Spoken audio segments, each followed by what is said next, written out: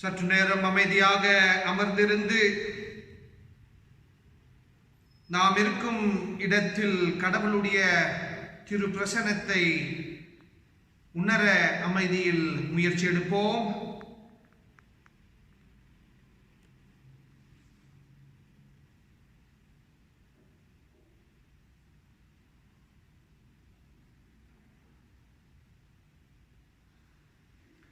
திரியேக கடவுளின் பேராலே இந்த நேரத்தை ஆசீர்வதித்து ஆரம்பம் செய்வோமாக. ஜெபம் செய்வோம். எல்லா நன்மைகளுக்கும், எல்லா ஆசீர்வாதங்களுக்கும், அன்புக்கும், சமாதானத்திற்கும், நியாயத்திற்கும், எதிர்காலத்திற்கும் சொந்தக்காரராக இருந்து இந்நாள் வரைக்கும் ஆசீர்வதித்து பாதுகாத்து பராமரித்திருக்கின்ற கடவுள் நீர் உமக்கு கோடான கோடி நன்றி. அன்புள்ள கடவுளே, இந்த நேரமானது உமக்காக நாங்கள் ஒப்பு கொடுத்திருக்கின்றோம். இந்த நேரத்தின் நிமித்தம் அன்புள்ள கடவுளே, உம்மை நாங்கள் எல்லா விதத்திலும் உணரும்படி கிருபை செய்யுங்கள். இந்த நேரமானது அனைவருக்கும் ஆசீர்வாதமாக இருக்கட்டும். உம்முடைய பாடல்களை பாடுகின்ற வேளையில் உம்முடைய அன்பையும் சமாதானத்தையும் ஒரு விசேஷ விதத்தில் இந்த கடினமான சூழல்களில் நாங்கள் உணரும்படி கிருபை செய்யுங்கள். கேள்விக்குறியான இந்த வாழ்க்கையில் உம்முடைய வார்த்தைகளை படிக்கின்ற பொழுது வாழ்வுக்குள் கட்டளையிட்டிருக்கின்ற உம்முடைய உறுதியான அன்பையும் நியாயத்தையும் நாங்கள் உணரும்படி கிருபை செய்யுங்கள். இந்த வழிபாடு நிமித்தம் உம்மோடு கூட ஒரு புதிய விதத்தில் உறவாட, இந்த வழிபாடு காரணமாய் இருக்க, நமக்குள் நம்ம மத்தியில் நமக்கு முன்பதாக இருந்து எல்லா விதத்திலும் ஆசீர்வதிக்கும்படி மீட்பர் இயேசுவின் நிமித்தம் மன்றாடுகின்றோம் அன்புள்ள கடவுளே. ஆமென்.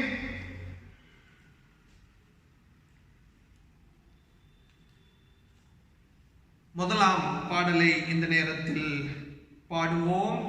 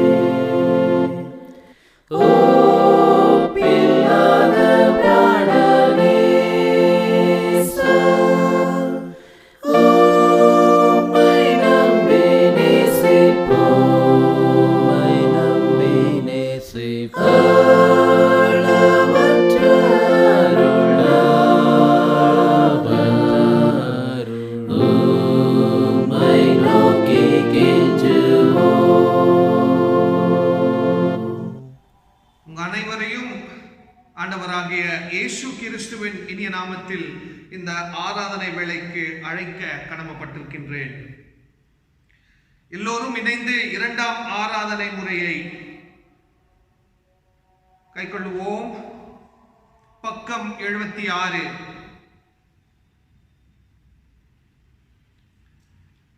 கடவுளை தொழுவோம். கடவுள் ஆவியாக இருக்கிறார். அவரை தொழுது கொள்கின்றவர்கள் ஆவியோடும் உண்மையோடும் அவரை தொழுது கொள்ள வேண்டும். நம்முடைய பிதாவாகிய கடவுளாலும் கர்த்தராகிய இயேசு கிறிஸ்துவினாலும் உங்களுக்கு கிருபையும் சமாதானமும் உண்டாவதாக. இது கர்த்தர் உண்டு பண்ணின நாள், இதில் கழி கூர்ந்து மகிழ கடவோம். ஆண்டவரே, எங்கள் உதடுகளை திறந்தரலும். அப்பொழுது எங்கள் வாய் உம்முடைய புகழை அறிவிக்கும். பிதாவுக்கும் குமாரனுக்கும் பரிசுத்த ஆவிக்கும் மகிமை உண்டாவதாக.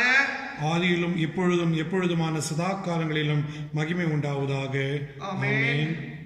திரியேக கடவுளை போற்றுவோம். சேனைகளின் கடவுளாகிய கர்த்தரே, நீர் பரிசுத்தர், பரிசுத்தர், பரிசுத்தர். வானமும் பூமியும் உமது மகிமையினால் நிறைந்திருக்கின்றன. உன்னதத்திலே ஓசன்னா. கர்த்தரின் நாமத்தினாலே வருந்தவரும் வருகிறவருமானவர் ஸ்தோத்தரிக்கப்பட்டவர். உன்னதத்திலே ஓசன்னா. கடவுளே, நீர் பரிசுத்தர். கடவுளே, நீர் பரிசுத்தர். சர்வ வல்லவரே, நீர் பரிசுத்தர். சர்வ வல்லவரே, நீர் பரிசுத்தர். சாவாமையுடையவரே, நீர் பரிசுத்தர். சாவாமை உடையவரே, நீர் பரிசுத்தர்.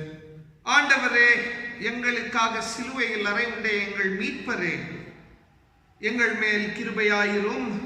ஆண்டவரே, எங்களுக்காக சிலுவையில் அறையுண்ட எங்கள் மீட்பரே, எங்கள் மேல் கிருபையாயிரும். பரிசுத்த ஆவியாகிய ஆண்டவரே, எங்கள் மேல் கிருபையாயிரும். பரிசுத்த ஆவியாகிய ஆண்டவரே, எங்கள் மேல் கிருபையாயிரும். ஆண்டவரே, எங்கள் ஜெபங்களையும் ஆராதனை வேளையும் ஏற்றுக்கொண்டு எங்கள் மேல் கிருபையாயிரும்.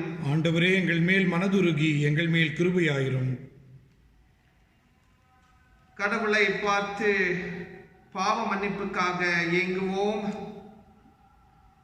நமக்குள் பாவம் இல்லை என்பமானால் நம்மை நாமே வஞ்சிக்கிறவர்களாகவும், நமக்குள் உண்மை இல்லை, நமது பாவங்களை அறிக்கையிட்டால் பாவங்களை நமக்கு மன்னித்து எவ்வித அநியும் நீங்க நம்மை சுத்திப்பதற்கு அவர் நம்பத்தக்கதவரும் நீதியும் உள்ளவர்.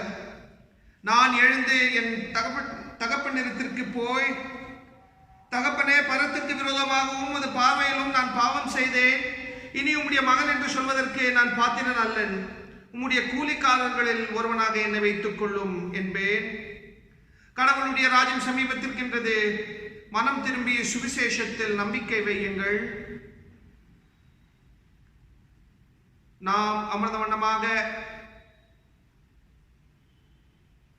அமைதியில் நம்மை நாமே சோதனை செய்வோமாக.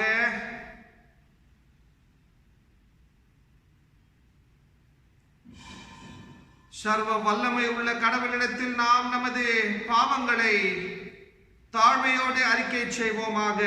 எல்லோரும் இணைந்து சொல்லலாம். சர்வ வல்லமையும் மிகுந்த இரக்கமுள்ள பிதாவே, தப்பிப்போன ஆடுகளைப் போல நாங்கள் உம்முடைய வழிகளை விட்டு விலகி அலைந்து போனோம். எங்கள் இருதயத்தின் யோசனைகளுக்கும் விருப்பங்களுக்கும் மிகவும் இணங்கி நடந்தோம். உமது பரிசுத்த கற்பனைகளுக்கு விரோதமாய் குற்றம் செய்தோம். செய்யத்தக்கவைகளை செய்யாமல் செய்யத்தகாதவைகளை செய்து வந்தோம். எங்களுக்கு சுகமே இல்லை. ஆனாலும் ஆண்டவரே, தேவரீர் எங்கள் ஆண்டவராகிய இயேசு கிறிஸ்துவின் மூலமாய் மனிதருக்கு அருளச் செய்த வாக்குத்தத்தங்களின்படியே நிர்பாக்கியமுள்ள குற்றவாளிகளாகி எங்களுக்கு இறங்கும். தப்பிதங்களை அறிக்கையிடுகிற எங்கள் மேல் பொறுமையாயிரும். பாவத்தின் நிமித்தம் துக்கப்படுகிற எங்களை சீர்படுத்தும். மிகவும் இரக்கமுள்ள பிதாவே, உம்முடைய பரிசுத்த நாமத்துக்கு மகிமை உண்டாகும்படி நாங்கள் இனி தெய்வ பக்தியும் நீதியும் தெளிந்த புத்தியும் உள்ளவர்களாய் நடந்து வர இயேசு கிறிஸ்துவின் நிமித்தம் எங்களுக்கு கிருபை செய்தருளும். ஆமேன். கடவுளிடத்தில் இருந்து மன்னிப்பை பெற்றுக்கொள்ளலாம். சர்வ வல்லமையும் மிகுந்த இரக்கமும் உள்ள ஆண்டவர் மன்னிப்பையும் பாவ நிவர்த்தியும் கட்டளை அருளி வாழ்க்கையை சீர்படுத்துக்கான காலத்தையும் தமது பரிசுத்த ஆவியின் கிருபையும் தேற்றுதலும் தந்தருள்வாராக. ஆமென். ஆண்டவரை துதியுங்கள். ஆண்டவர் நாமம் துதிக்கப்படுவதாக. இந்த நேரத்தில் இந்த வழிபாடுக்குரிய 3 கடவுளுடைய வார்த்தை பகுதிகள் படிக்கப்படும். The reading is taken from Exodus chapter 14, verses 19 to 31. Exodus chapter 14, verses 19 to 31. Then the angel of God, who was governing in front of the Israelite forces, moved and went behind them. The pillar of cloud moved from in front of them and stood behind them. It came between the Egyptian and Israelite forces. There was cloud and darkness. It lit up the night, and neither group came near the other all night long. Then Moses stretched out his hand over the sea. The Lord drove the sea back with a powerful east wind all that night, and turned the sea into dry land. So the waters were divided, and the Israelites went through the sea on dry ground, with the waters like a wall to them on their right and their left. The Egyptians set out in pursuit, all the Pharaoh's horses, his chariots, and his horsemen, and went into the sea after them. During the morning watch, the Lord looked down at the Egyptian forces from the pillar of fire and cloud, and threw the Egyptian forces into confusion. He caused their chariot wheels to swerve, and made them drive with difficulty. "Let's get away from Israel," the Egyptians said, "because the Lord is fighting for them against Egypt." Then the Lord said to Moses, "Stretch out your hand over the sea, so that the waters may come back on the Egyptians, on their chariots and horsemen." So Moses stretched out his hand over the sea, and at daybreak the sea returned to its normal depth. While the Egyptians were trying to escape from it, the Lord threw them back into the sea. The waters came back and covered the chariots and horsemen, plus the entire army of Pharaoh that had gone after them into the sea. Not even one of them survived. But the Israelites had walked through the sea on dry ground, with the waters like a wall to them on their right and their left. That day the Lord saved Israel from the power of the Egyptians, and Israel saw the Egyptians dead on the seashore. When Israel saw the great power that the Lord used against the Egyptians, the people feared the Lord and believed in him and in his servants. This is the word of the Lord. வாசிக்கும்படியாக தெரிந்து கொள்ளப்பட்ட இரண்டாம் வேத பாடம் அப்போஸ்தலனாகிய பவுல் தீத்துவுக்கு எழுதின நிருபம் 3ஆம் அதிகாரம் 3ஆம் வசனம் முதல் 8ஆம் வசனம் வரை. Titus chapter 3 verses from 3 to 8. ஏனெனில் முற்காலத்திலே நாமும் புத்தியினரும் கீழ்ப்படியாதவர்களும் வழி தப்பி நடக்கிறவர்களும் பலவித இச்சைகளுக்கும் இன்பங்களுக்கும் அடிமைப்பட்டவர்களும் துர்க்குணத்தோடும் பொறாமையோடும் ஜீவனம் பண்ணுகிறவர்களும் பகைக்கப்படத்தக்கவர்களும் ஒருவரை ஒருவர் பகைக்கிறவர்களுமாயிருந்தோம்.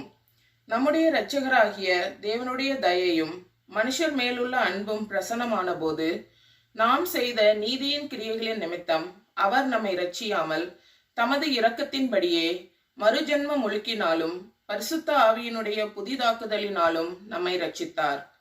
தமது கிருபையினாலே நாம் நீதிமான்கள் ஆக்கப்பட்டு நித்திய ஜீவன் உண்டாகும் என்கிற நம்பிக்கையின்படி சுதந்திரராகத்தக்கதாக அவர் நமது இரட்சகராகிய இயேசு கிறிஸ்து மூலமாய் அந்த பரிசுத்த ஆவியை நம்மேல் சம்பூர்ணமாய் பொழிந்தருளினார். இந்த வார்த்தை உண்மையுள்ளது. தேவனிடத்தில் விசுவாசமானவர்கள் நற்கிரியைகளை செய்ய ஜாக்கிரதையாய் இருக்கும்படி நீ இவைகளை குறித்து திட்டமாய் போதிக்க வேண்டும் என்று விரும்புகிறேன். இவைகளே நன்மையும் மனுஷருக்கு பிரயோஜனமும் ஆனவைகள். வாசிக்கும்படியாக தெரிந்து கொள்ளப்பட்ட இரண்டாம் வேத பாடம் வாசித்தாயிற்று. யோவான் நற்செய்தி நூல் 3ஆம் அதிகாரம் வசனங்கள் 1-8 முடிய. யூதருக்குள்ளே அதிகாரியான நிக்கதேமு எனப்பட்ட பரிசேயன் ஒருவன் இருந்தான். அவன் ராக்காலத்திலே இயேசுவினிடத்தில் வந்து, "ரபி, நீ தேவனிடத்திலிருந்து வந்த போதகர் என்று அறிந்திருக்கிறேன். ஏனெனில் ஒருவனும் தன்னுடைய தேவன் இராவிட்டால் நீ செய்கிற இப்படிப்பட்ட அற்புதங்களை செய்ய மாட்டான்" என்றான். இயேசு அவனுக்கு பிரதியுத்தரமாக, "ஒருவன் மறுபடியும் பிறவாவிட்டால் தேவனுடைய ராஜ்யத்தில் காண மாட்டான் என்று மெய்யாகவே உனக்கு சொல்லுகிறேன்" என்றார். அதற்கு நிக்கதேமு, "ஒரு மனுஷன் முதிர்வயதா இருக்கையில் எப்படி பிறப்பான்? அவன் தன் தாயின் கர்ப்பத்தில் 2ஆம் தரம் பிரவேசிப்பது பிறக்கக்கூடுமோ?" என்றான். இயேசு பிரதி உத்தரமாக, "ஒருவன் ஜலத்தினாலும் ஆவியினாலும் பிறவாவிட்டால் தேவனுடைய ராஜ்யத்தில் பிரவேசிக்க மாட்டான் என்று மெய்யாகவே மெய்யாகவே உனக்கு சொல்லுகிறேன். மாம்சத்தினால் பிறப்பது மாம்சமாயிருக்கும், ஆவியினால் பிறப்பது ஆவியாயிருக்கும். நீங்கள் மறுபடியும் பிறக்க வேண்டும் என்று நான் உனக்கு சொன்னதை குறித்து அதிசயப்பட வேண்டாம். காற்றானது தனக்கு இஷ்டமான இடத்தில் வீசுகிறது, அதன் சத்தத்தை கேட்கிறாய், ஆகிலும் அது இன்ன இடத்திலிருந்து வருகிறது என்றும் இன்ன இடத்திற்கு போகிறது என்றும் உனக்கு தெரியாது. ஆவியினால் பிறந்தவன் எவனோ அவனும் அப்படியே இருக்கிறான் என்றான். வாசிக்க வேண்டிய நற்செய்தி நூல் வாசித்தாயிற்று. ஜெபம் செய்வோம். படிக்கப்பட்ட 3 பகுதிகளுக்காக உமக்கு கோடான கோடி நன்றி அன்புள்ள கடவுளே. இந்த பகுதிகளுக்குள்ள அடங்கியிருக்கின்ற உடைய தூய அருளை நாங்கள் புரிந்து கொள்ள, மிகவும் முக்கியமாக சாக்கிரமெந்தாய் இருக்கின்ற திருமுழுக்கை நாங்கள் ஆழமாக புரிந்து கொள்ள, ஆழமாக உணரும்படி கிருபை செய்யுங்கள். இந்த நேரமானது அனைவருக்கும் ஆசீர்வாதமாக இருக்கும்படி கிருபை செய்யுங்கள். மீட்பரானவராகிய இயேசு கிறிஸ்துவின் நாமத்தினால் ஆமென்.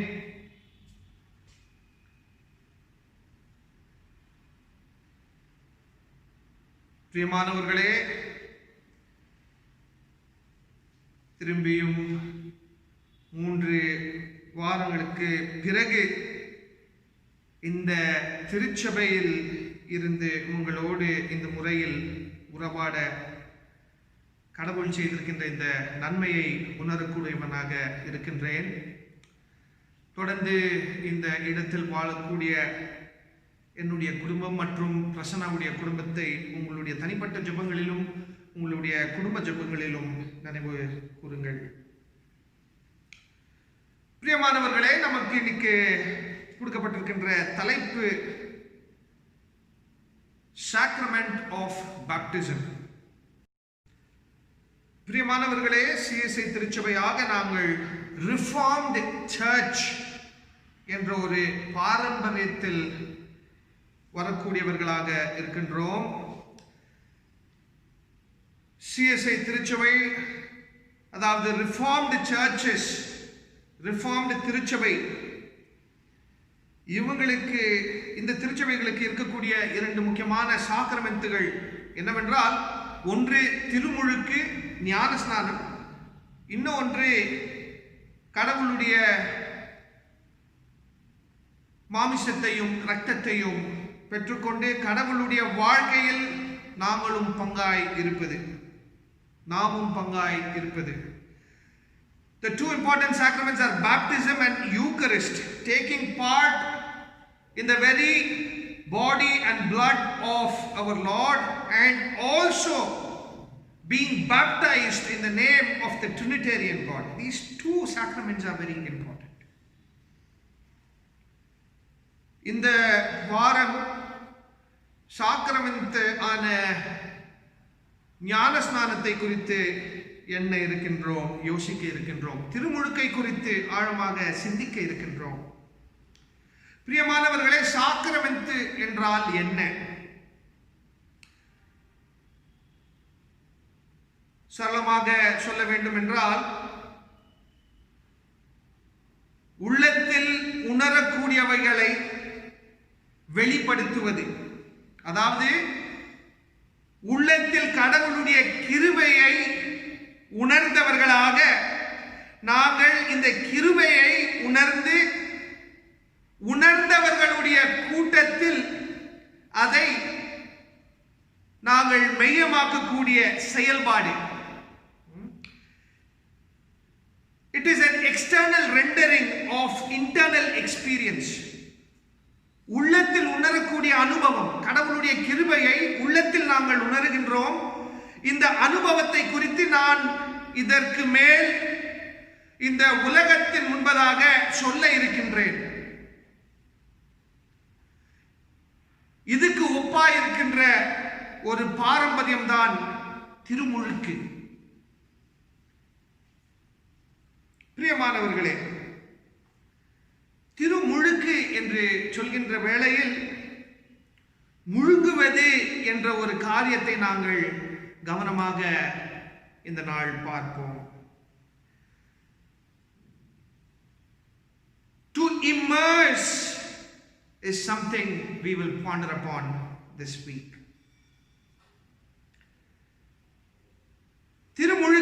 என்றால்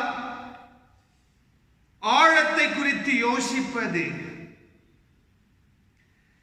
திருமுழுக்கு என்றால் ஆழத்தில் இருக்கக்கூடிய ஆழமான கருத்துக்களை, ஆழத்தில் இருக்கக்கூடிய ஆழமான காரியங்களை இயேசுவின் நிமித்தம், கிறிஸ்துவின் நிமித்தம் உணருவது. இதுதான் திருமுழுக்கு. படிக்கப்பட்ட முதலாம் பகுதியை நாங்கள் கவனமாக பார்ப்போமானால், இது நாம் யாவரும் சின்ன வயதிலிருந்து படித்திருக்கின்றோம். அதாவது இஸ்ரேல் மக்கள் அடிமைத்தனத்தில் இருக்கின்ற பொழுது கடவுள் பலவிதமான விடுதலை சார்ந்த காரியங்களை செய்திருக்கின்றார். அதிலும் மிக முக்கியமான ஒரு காரியம் என்னவென்றால், எகிப்து நாட்டை விட்டு வனாந்திர வாழ்க்கையில் செல்கின்ற வேளையில் இவங்கள் ஒரு அற்புதமான ஒரு செயலுக்கு ஒப்பாயிருக்கின்றார்கள்.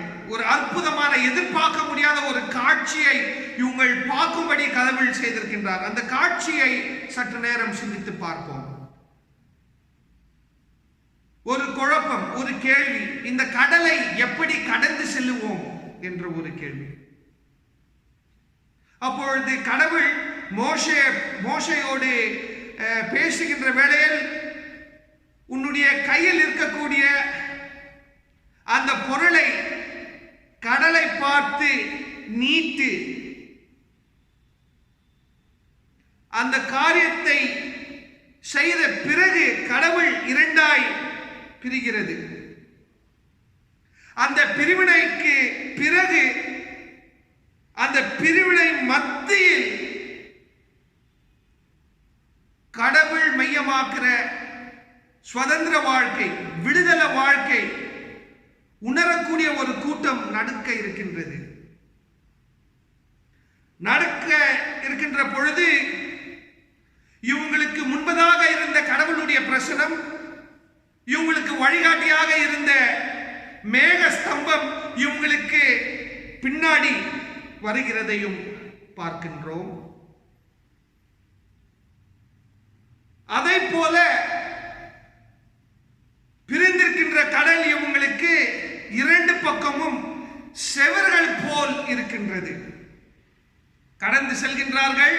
கடந்து செல்கின்ற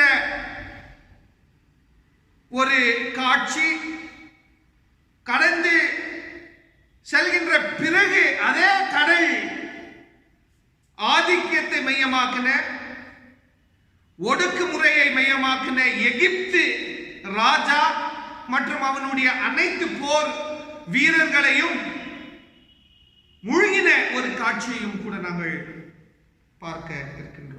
பார்த்திருக்கின்றோம். பிரியமானவர்களே, இந்த காட்சியை குறித்து நாங்கள் கவனமாக எண்ண வேண்டும். விடுதலையை உணரக்கூடிய ஒரு சமூகம், ஒரு கூட்டம் கடலின் ஆழத்தில் இருக்கின்றது. அதாவது வாழ்க்கையை நாங்கள் சற்று நேரம் சிந்தித்து பார்ப்போமானால், நிலத்து மேல் இருக்கக்கூடிய ஒரு வாழ்க்கை, இதுதான் நாங்கள் யாவரும் ஈடுபட்டு இருக்கின்றோம்.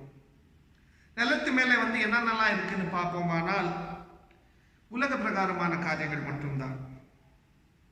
எனக்கு இது வேணும், இதை அடைய வேண்டும், அதை அடைய வேண்டும், இதை ஆசீர்வாதமாக உணர வேண்டும், எல்லாமே பார்த்தீங்கன்னா இது எனக்கு வேணும், இதுக்கு வேணும், இதுக்கு வேணும். ஒரு சுயநலமான ஒரு வாழ்க்கை தான் இந்த பூமி மேல் நாங்கள் உணரக்கூடியவர்களாக இருக்கின்றோம். கடவுளுடைய ஒரு பகுதி இருக்கின்றது, கடவுளுடைய இரக்கத்தின் பகுதி இருக்கின்றது, கடவுளுடைய விடுதலை கதை இருக்கின்றது, இயேசுவை உணரக்கூடிய உணர்ச்சிகள் இருக்கின்றது, அனுபவங்கள் இருக்கின்றது. இதெல்லாம் தாண்டி அதிகமாக இருக்கின்றது.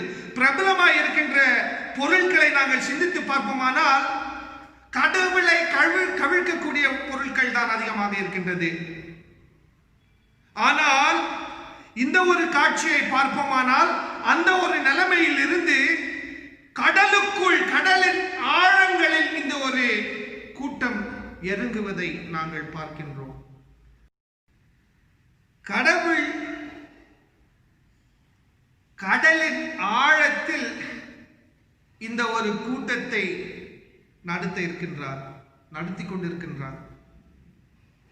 அதாவது இதற்குள் அடங்கி இருக்கின்ற ஞானம் என்னவென்றால், கடவுளை ஆழத்தில் நாங்கள் உணர வேண்டும். அதாவது கடல் என்ற ஒரு பொருளை பார்ப்போமானால் அது மிகவும் கம்பீரமான ஒரு பொருள், வாழ்க்கையை கவிழ்க்கக்கூடிய ஒரு பொருள். தண்ணீர் எவ்வளவு இருக்கணுமோ அவ்வளவுதான் இருக்கணும். தண்ணீர் அதிகமாக இருந்தால் அது மரணத்துக்கு ஒப்பாயிருக்கும், அது மரணத்துக்கு காரணமாயிருக்கும். ஆனால் இந்த ஒரு காட்சி நிமித்தம் கடவுள் ஆழத்துக்கு இந்த ஒரு கூட்டத்தை அழைத்து சென்று விடுதலை பாதையை காண்பித்து அந்த விடுதலை பாதையில் நடக்கக்கூடியவர்களாக இருக்கும்படி கடவுள் இங்க செயல்பட்டிருக்கின்றார். You have to go to the depths of life. வாழ்க்கையின் ஆழத்தை நாங்கள் பார்க்க வேண்டும். ஒடுக்குமுறைகள் நமக்கு அப்பாற்பட்ட ஒரு காரியம் இல்லை. ஒடுக்குமுறைகள் நமக்குள் அடங்கி இருக்கின்றது. அந்த ஒரு பகுதியை நாங்கள் பார்க்க வேண்டும். அந்த ஒரு நிலைமையை நாங்கள் புரிந்து கொள்ள வேண்டும். அந்த ஒரு பகுதிக்குள் நாங்கள் பிரவேசம் செய்ய வேண்டும். We have to walk within those depths within ourselves which contributes to slavery. இந்த ஆழமான இடத்தில் நாங்கள் இருக்கின்ற பொழுது, இந்த ஆழமான நிலைமையில் நாங்கள் பயணம் செய்கின்ற பொழுது, நமக்கு முன்பதாக இருக்கின்ற கடவுள் நமக்கு பின்பதாக வர இருக்கின்றார். நமக்கு வழிகாட்டியாக இருக்கின்ற அந்த மேக ஸ்தம்பம் நமக்கு பின்னாடி வந்துவிட்டது. அதாவது வாழ்க்கையை சற்று நேரம் நாங்கள் எண்ணி பார்ப்போமானால் வரலாற்றை நாங்கள் திரும்பி பார்க்க வேண்டும். அது ஒரு புறம். சில நேரத்தில் திரும்பி பார்க்கவே வேண்டாம், நம்ம போய்கிட்டே இருக்கணும். கடவுள் சில இடங்களில் இந்த கூட்டத்தை பார்த்து, நான் செய்த நன்மைகளை யோசித்து பார், நீ எங்கே எப்படி இருந்த, அதை எண்ணிப்பார், உன்னுடைய வரலாற்றை திரும்பிப்பார், அப்படி கூட சொல்லி இருக்கின்றார். அதே போல இன்னொரு இடத்தில், அதாவது லோத்துடைய மனைவியையும் வழிநடத்துகின்ற பொழுது கடவுள் திரும்பி பார்க்க கூடாது என்று சொன்னார். ஆனால் வரலாறு என்பது, அனுபவங்கள் என்பது லோத்துடைய மனைவியை திரும்பி பார்க்க செய்தது. அந்த திரும்பி பார்த்த சூழலில் லோத்துடைய மனைவி ஒரு ஸ்தம்பமாக மாறிவிட்டார். Lot's wife became a pillar of salt. முன் செல்வதற்கு சற்று சில நேரத்தில் நம்முடைய பழைய அனுபவங்கள் எடிஞ்சலாக இருக்கும்.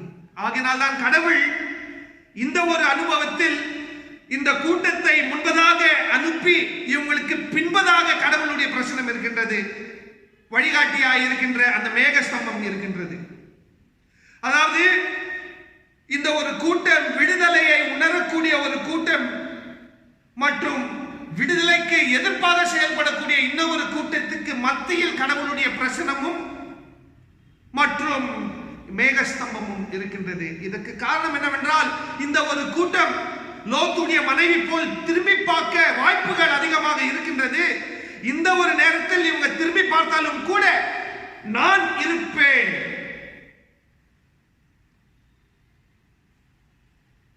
திரும்பி பார்த்தாலும் கூட எகிப்தை திரும்பி பார்க்க கூடாது, ஒடுக்குமுறைக்கு காரணமாக இருந்த அந்த எகிப்து ராஜாவை திரும்பி பார்க்க கூடாது, எகிப்தின் ஆடம்பரம் இவங்களை கவிழ்க்க கூடாது, இதற்கு எடிஞ்சலாக நான் இருப்பேன் என்று இவங்களுக்கு பின்பதாக இருந்து இவங்களை முன்னால நடக்கக்கூடிய ஒரு நிலைமையில் வைத்திருக்கின்றதையும் கூட பார்க்கின்றோம். பிரியமானவர்களே, ஆழத்தில் நாங்கள் எருங்குவது மிகவும் முக்கியம். ஆழத்தில் எருங்குகின்ற வேளையில் இப்படியாப்பட்ட யோசனைகள், இப்படியாப்பட்ட காரியங்கள் நடக்கும். அதை நாங்கள் உணர வேண்டும். When we dig deep, when we travel internally, there will be difficulties, but God is there. பயப்படாதீங்க. ஒடுக்குமுறை அங்க இல்ல, நமக்குள் இருக்கின்றது. கடவுளுக்கு எதிர்ப்பான பொருட்கள் இந்த உலகத்தில் இருந்தாலும் கூட இந்த உலகத்தின் நிமித்தம் நாங்கள் உள்வாங்கி இருக்கின்றோம், நமக்குள் இருக்கின்றது.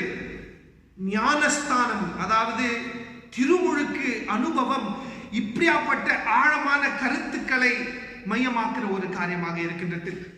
அதாவது திருமுழுக்கு என்பது என்னவென்றால் நமக்குள் நாங்கள் முழுங்க வேண்டும், உள்ளங்களில் நாங்கள் முழுங்க வேண்டும். உள்ளங்களில் முழுங்கி நமக்குள் இருக்கின்ற பலவிதமான காரியங்களை பார்க்க வேண்டும். We have to see all those things matters like within us. சில காரியங்களை விட்டு முன் செல்ல வேண்டும். திருமுழுக்கு அனுபவம் அதுதான். சில காரியங்களை விட்டு அகற்றிவிட்டு முன் செல்ல வேண்டும். கடவுளை பார்த்து முன் செல்ல வேண்டும். கடவுளுக்கு எதிர்ப்பாக இருக்கின்ற அனைத்து பொருட்களையும் விட்டு கடவுளுக்காக வாழ வேண்டும்.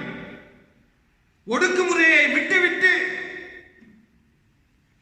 சுதந்திரத்தையும் நியாயத்தையும் விடுதலையையும் மையமாக்குற வாழ்க்கையை நாங்கள் வாழ முயற்சி எடுக்க வேண்டும். இந்த கருத்து தான் திருமுழுக்குக்குள் அடங்கி இருக்கின்றது.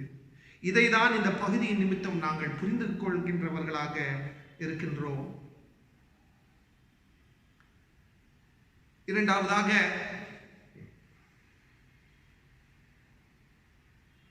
பவுல் அவர்கள் தீத்துவுக்கு எழுதுகின்ற ஒரு கடிதம்.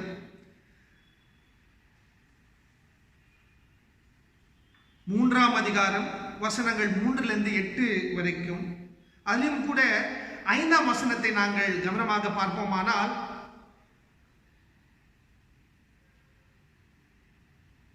திருமுழுக்கு என்பது மறுவாழ்வுக்கு காரணமாக இருக்கின்றது.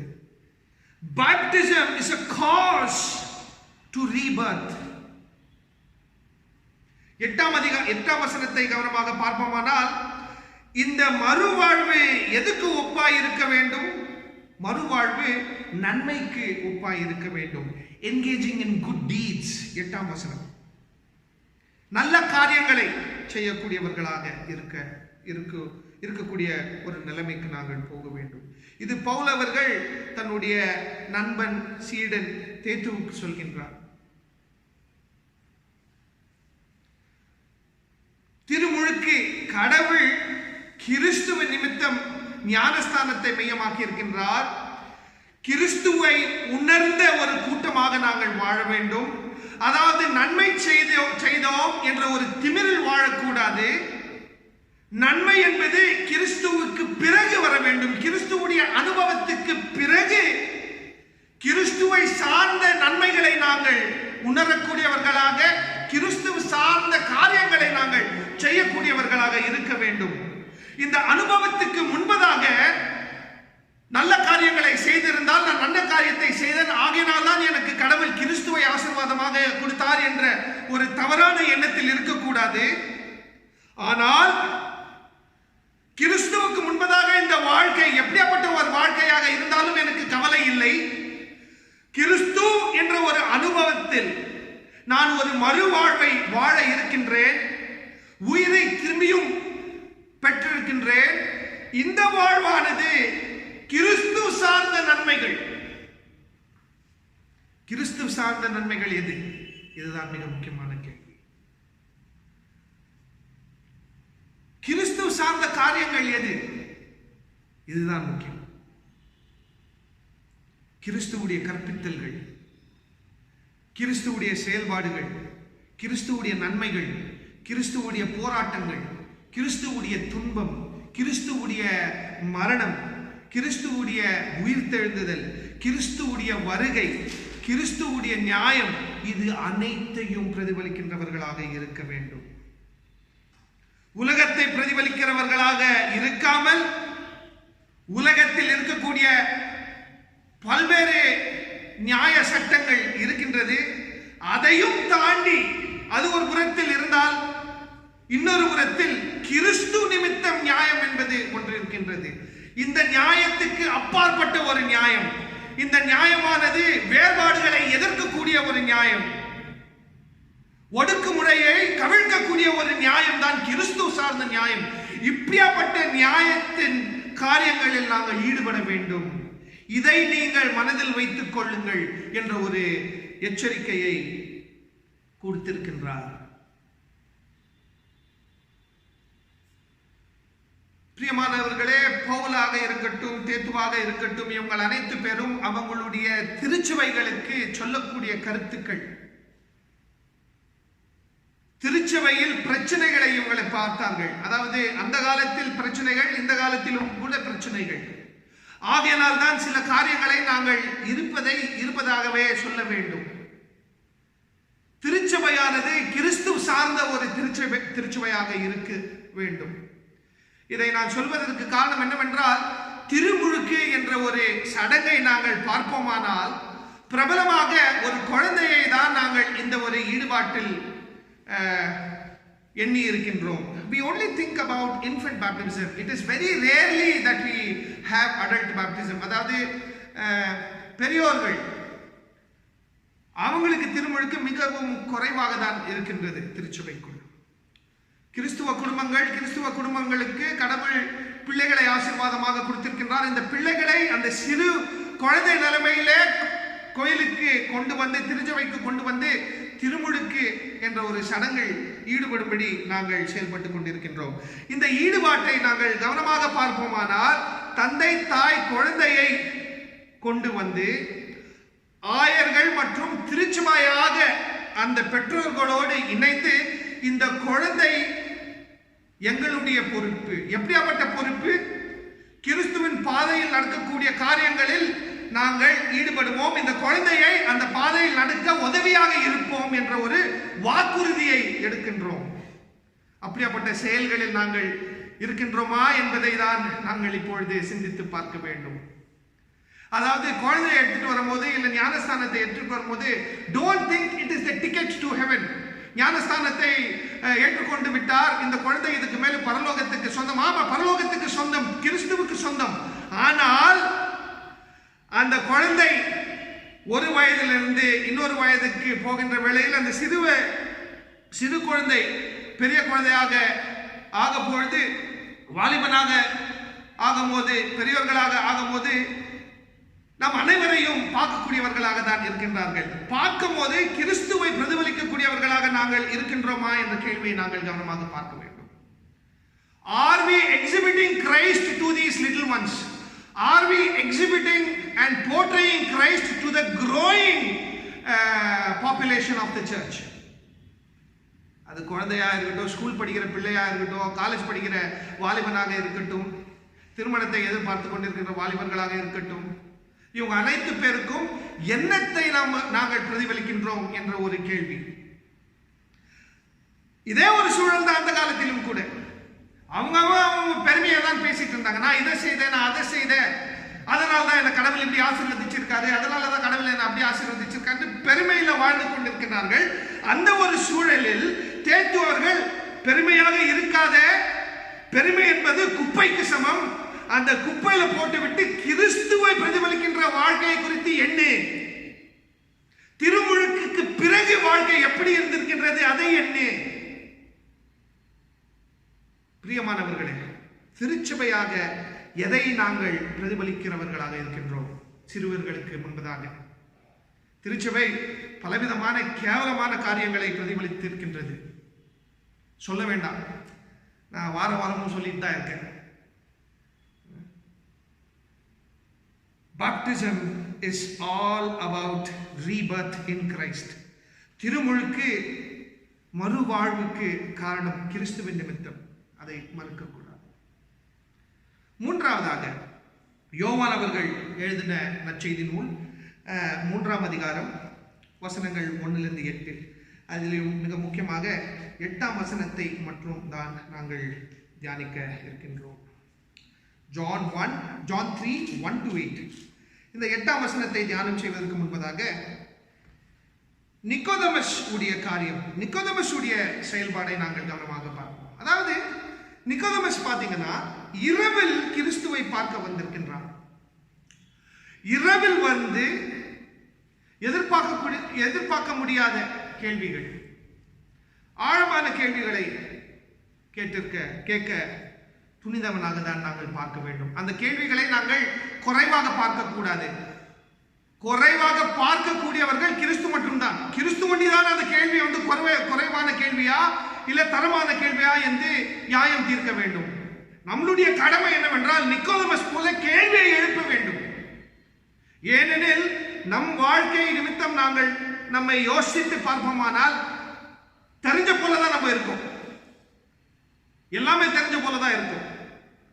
நிக்கோதேமஸ் போல் நாங்களும் கடினமான கேள்விகளை கேட்க வேண்டும். இயேசுவை பார்த்து பதில் கொடுப்பார், கண்டிப்பாக கொடுப்பார். பதில்கள் எதிர்பார்க்க முடியாத பதில்களாக தான் வர வேண்டும் இருக்கும்.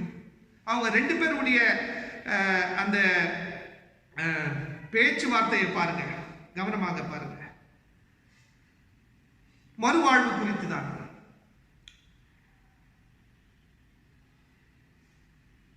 இந்த மறுவாழ்வு எப்படி முடியும்?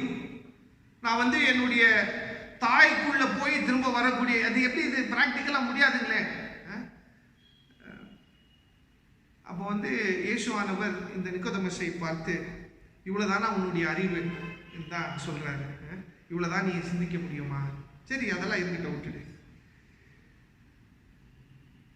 கடவுளுடைய ராஜ்யம், இயேசுவால் நியமிக்கப்பட்ட ஒரு வாழ்க்கை,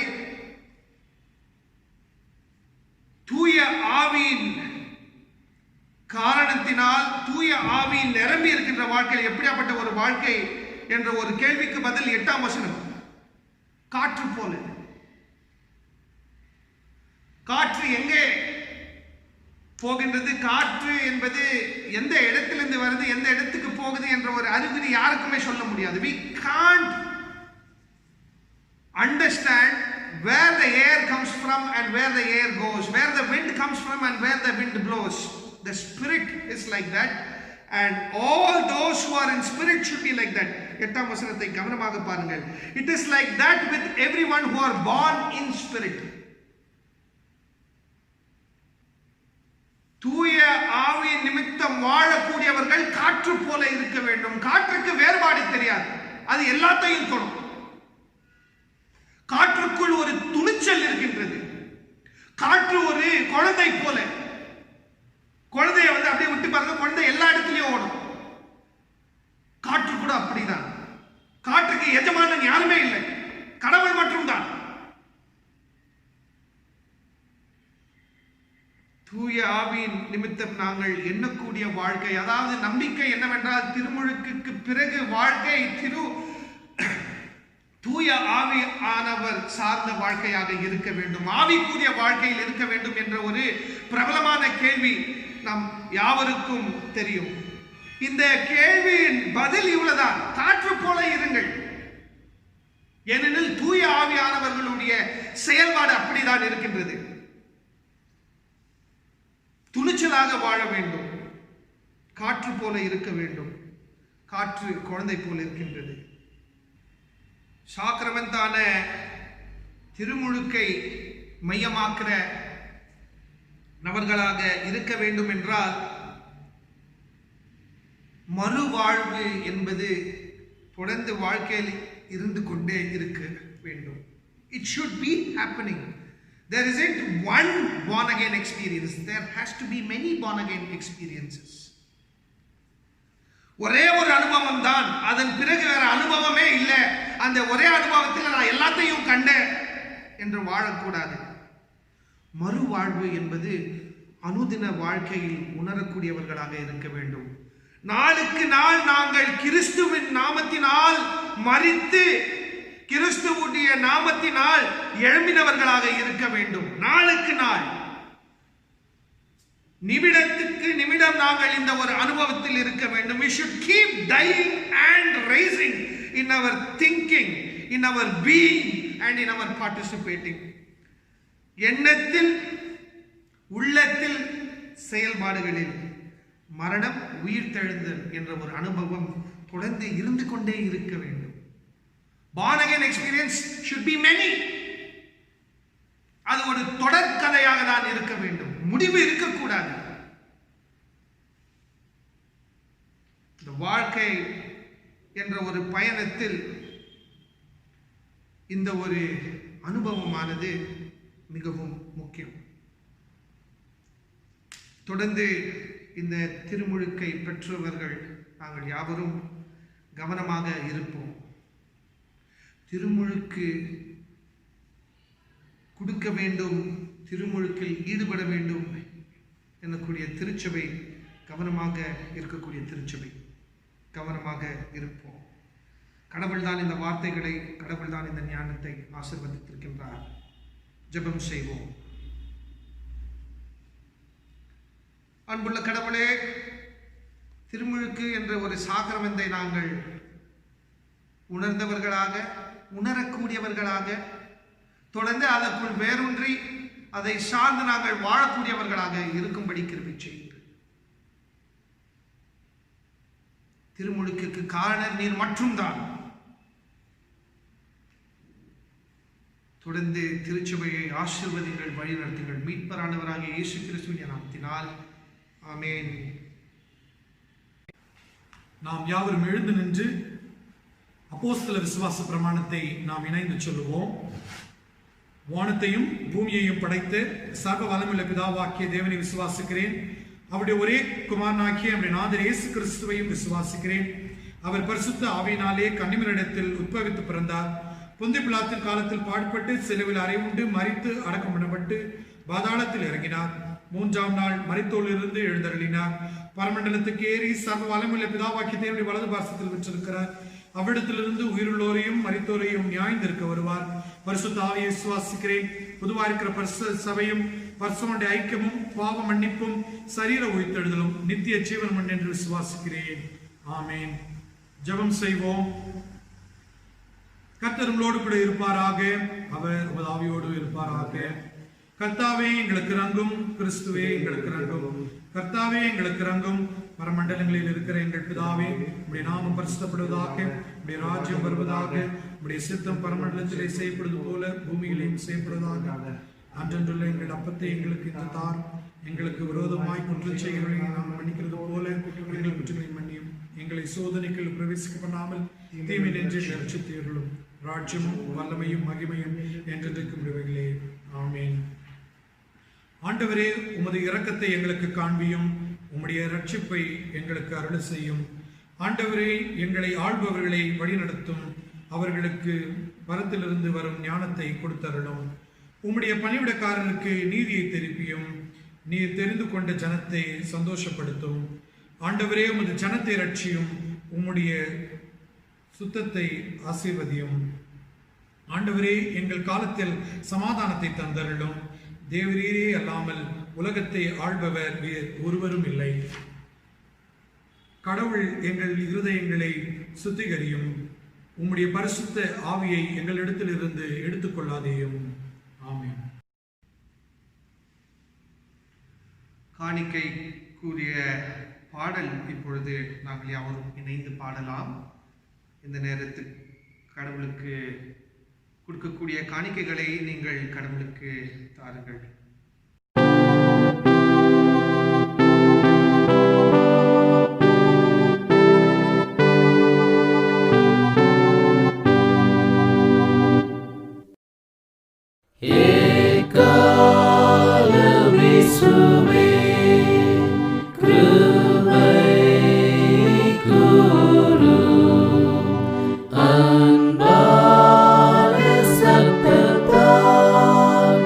Hey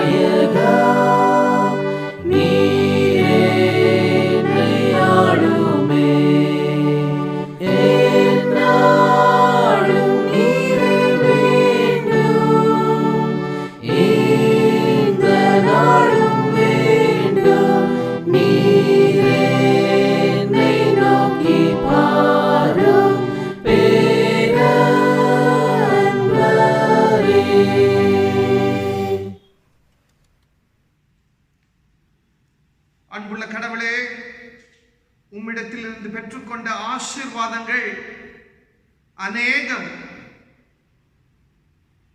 இந்த ஆசீர்வாதங்களில் இருந்து ஒரு சிறிய பங்கை உமக்கு காணிக்கையாக கொடுத்திருக்கின்றோம். இந்த காணிக்கையை ஆசீர்வதித்து ஏற்றுக்கொள்ளுங்கள். இந்த கடினமான சூழல்களில் அன்புள்ள கடவுளே, குடும்பத்தின் தேவைகளை சந்தியுங்கள். அதை போல திருச்சபையின் தேவைகளையும் கூட சந்தியுங்கள். திருச்சபையுடைய அனைத்து போக்குகளையும் அறிந்திருக்கின்ற கடவுள், வழிநடத்துகின்ற கடவுள். திருச்சபை சார்ந்த அனைத்து முயற்சிகளையும் நீர்தான் முன்பதாக இருந்து வழிநடத்தும்படி கொண்டாடுகின்றோம். அதே போல அன்புள்ள கடவுளை, இந்த திருச்சபை சார்ந்த அனைத்து குடும்பத்தையும் உடைய பாதத்தில் வைக்கின்றோம். குடும்பங்களில் அன்புள்ள கடவுளே, உம்முடைய நியாயமும் அன்பும் சமாதானமும் உம்முடைய தூய பிரசனத்தினால் உணரக்கூடிய ஆரோக்கியமும் எக்காலத்திலும் எந்நேரத்திலும் நிலைத்திருக்க கட்டளையிடுங்கள். அன்புள்ள கடவுளே, பலவீனத்தில் இருக்கக்கூடியவர்களுக்காக ஜெபிக்கின்றோம். பலவிதமான மருத்துவ முயற்சிகளோடு இருக்கின்ற குடும்பங்கள், தனிப்பட்ட நபர்களுக்காகவும் கூட ஜெபிக்கின்றோம். மனதுக்குள் பயத்தோடு வாழ்ந்து கொண்டிருக்கின்றவர்களுக்காக ஜெபிக்கின்றோம். இவங்க அனைத்து பேரையும் அன்புள்ள கடவுளே, நீங்கள் தான் ஆசீர்வதித்து வழிநடத்த வேண்டும். அதே போல அன்புள்ள கடவுளே, சமூகத்தில் உம்முடைய நியாயம் நிறைவேறட்டும். இந்த உலகத்தில் உம்முடைய நியாயம் நிறைவேறட்டும். உம்முடைய அன்பு நிலைத்து நிற்கட்டும். இந்த உலகத்தில் உம்முடைய சமாதானத்தை நாம் யாவரும் உணரும்படி கிருபை செய்யுங்கள். தனிப்பட்ட முறையில், குடும்ப முறையில், சமூக முறையில் அன்புள்ள கடவுளே, நாங்கள் யாவரும் உம்முடைய சமாதானத்தை உணரக்கூடியவர்களாக இருக்கும்படி கிருபை செய்யுங்கள். அதை போல அன்புள்ள கடவுளே, இந்த வாழ்க்கையில் உம்முடைய குமாரனின் சொற்கள், உம்முடைய குமாரனின் செயல்களை நாங்கள் பிரதிபலிக்கிறவர்களாக இருக்கும்படி கிருபை செய்யுங்கள். கிறிஸ்து ஆலயம் என்ற குடும்பத்தை உடைய பாதத்தில் வைக்கின்றோம். இந்த சமூகத்தை உடைய பாதத்தில் வைக்கின்றோம். எல்லா விதத்திலும் ஆசீர்வதித்து வழி நடத்துங்கள். மீட்பரானவராக இயேசு கிறிஸ்துவின் நாமத்தில் மன்றாடுகின்றோம் அன்புள்ள கடவுளே, ஆமென். எல்லோரும் இணைந்து சொல்லலாம். என் ஆத்துமாவே கர்த்தரை ஸ்தோத்திரி, என் முழு உள்ளமே பரிசுத்த நாமத்தை ஸ்தோத்திரி. என் ஆத்துமாவே கர்த்தரை ஸ்தோத்திரி, கர்த்தர் செய்திருக்கின்ற சகல உபகாரங்களை மறவாதே. ஆமென். நம்பிக்கையோடு கடவுளுடைய ஆசீர்வாதத்தை பெற்றுக் கொள்ளலாம். 3 பேராக இருந்தாலும் ஒன்றாக வசிக்கின்ற திரியேக கடவுளுடைய அன்பும் சமாதானமும் ஐக்கியமும் வழிநடத்துதலும் இப்பொழுதும் எப்பொழுதும் சதா காலங்களிலும் யாவரோடும் நிலைத்திருப்பதாக. ஆமென். இந்த நேரத்தில் முடிவு பாடலை எல்லோரும் இணைந்து பாடலாம்.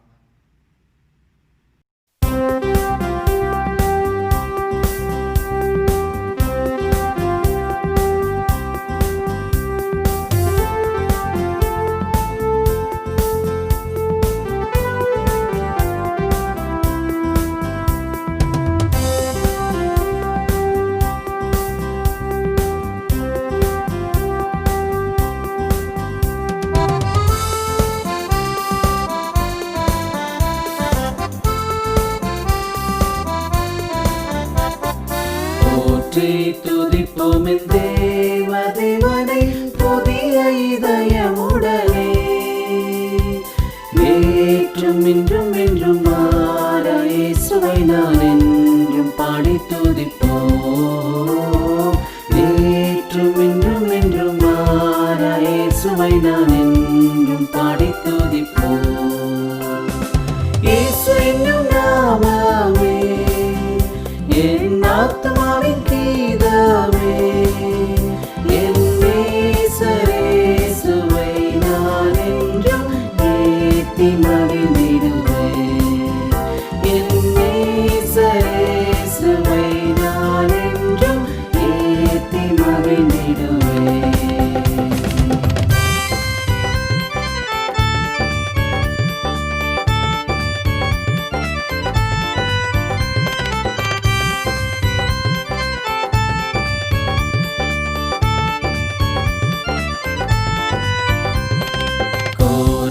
பயங்கரமான புயலில் கொடியாலையின் மத்தியில் காக்கும் கரம் கொண்டு மார்பில் சேர்த்தனைத்த அன்பை என்றும் பாடுவேன். காக்கும் கரம் கொண்டு மார்பில் சேர்த்தனைத்த அன்பை என்றும் பாடுவேன்.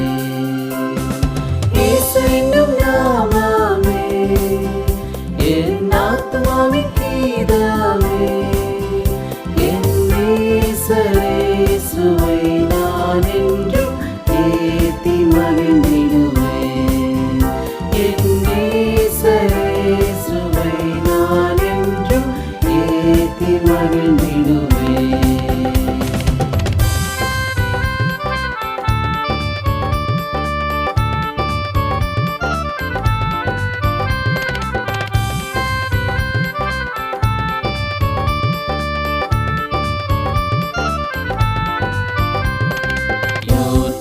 நதி போன்ற சோதனையிலும் சோர்ந்தழிந்து மாறாதே,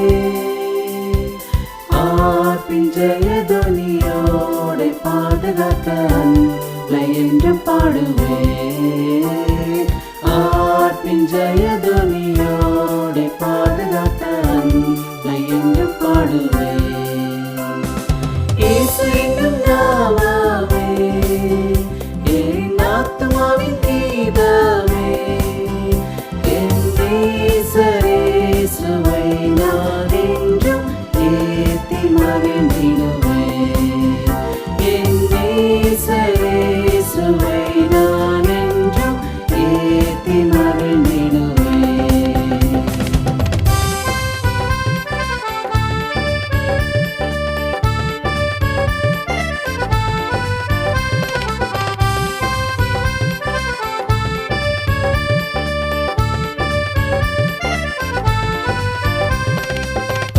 தன் பாலகனை மறப்பினும் நான் மறவேன் என்று சொன்னதால், தாழ்த்தி என்னை அவர் கையில் தந்து ஜீவ பாதை என்றும் ஓடுவேன். தாழ்த்தி என்னை அவர் கையில் தந்து ஜீவ பாதை என்றும் ஓடுவேன். இயேசு என்னும் நாமமே என் ஆத்துமாவின் கீதமே, என் நேசரேசுவை நான் என்றும் ஏத்தி மகிழ்ந்திடுவேன். என் நேசரேசுவை நான் என்றும் ஏத்தி மகிழ்ந்திடுவேன்.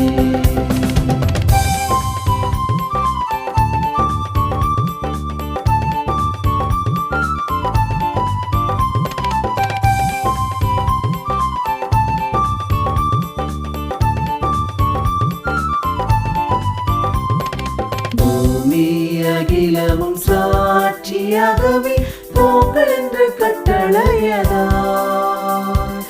ஆவி ஆத்துமாவும் தேகம் யாவும் இன்றே இந்த தொண்டு செய்குவேன் ஆவி ஆத்துமாவும் தேகம் யாவும் இன்றே இந்த தொண்டு செய்குவேன் இயேசு என்னும் நாமமே என் ஆத்துமாவின் கீதமே என் நேசரேசுவை நான் என்றும் ஏத்தி மகிழ்ந்திடுவேன் என் நேசரேசுவை நான் என்றும் ஏத்தி மகிழ்ந்திடுவேன்.